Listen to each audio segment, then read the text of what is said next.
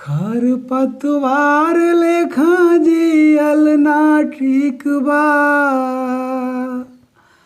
ना बची कौनो निशान हो। बन के पीपर खड़ा रह बाबू, जानी सगरो जवार हो।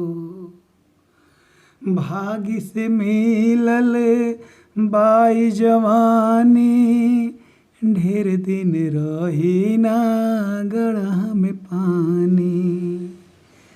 मादरे वतन हा, मादरे वतन हा, जिंदगिया लुटा दा। बढ़ जाई कुलवा के मान हो।